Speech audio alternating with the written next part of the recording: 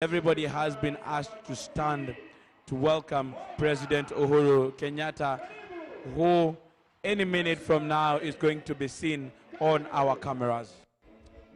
Thank you, Mureithi, for that of what to expect. Right now, the head of state, President Uhuru Kenyatta, the commander-in-chief, is about to make his entrance into the Nyayo National Stadium. We've seen the First Lady come in, and she's headed on to the dais there. And President Uhuru Muigai Kenyatta, Commander-in-Chief, Head of State, and Commander-in-Chief of all the armed forces, any minute now, in fact, I should say any second now, expected to enter the Nyayo National Stadium for the official start of the 56th Jamhuri Day celebrations. As Kennedy did say earlier, he will, of course, be received by the Chief of Defense Forces. Already there, making the lap of honor there alongside the Chief of Defense Forces. A moment to greet Kenyans. Kenyans waving and just standing in honor as he walks, he takes a lap of honor alongside the Chief of Defense Forces.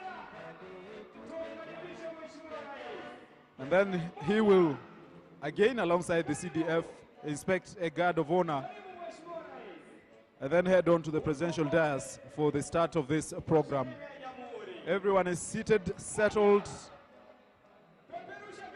It's now the moment of the head of state to take over. And by the way, the timing in the program is now effectively over. Now that the president is here, everything now moves on as organized and as planned from this moment on. Waiting in the presidential dais is the Prime Minister of Barbados, Her Excellency Mia Motley, Deputy President William Ruto, First Lady Margaret Kenyatta, the Honorable Raila Odinga, the former Prime Minister and the Leader of Opposition. We also have the Speaker of the National Assembly and the Senate, leaders in the National Assembly and the Senate, the Cabinet Secretaries, the IG of Police, also here, Hilary Mutyambai, the leaders of the church,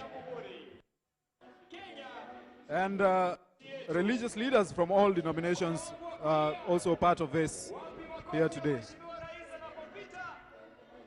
So, one last stand for the head of state before he inspects a guard of honor. One last stand, just coming close to where we are, next to the presidential dais.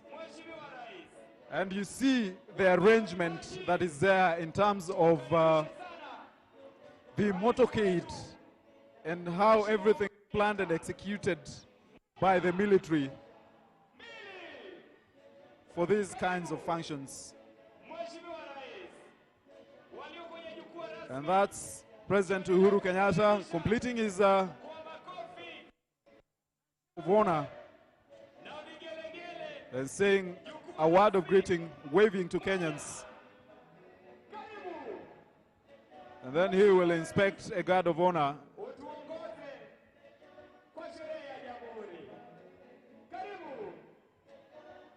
And then that will mark the official start of this ceremony.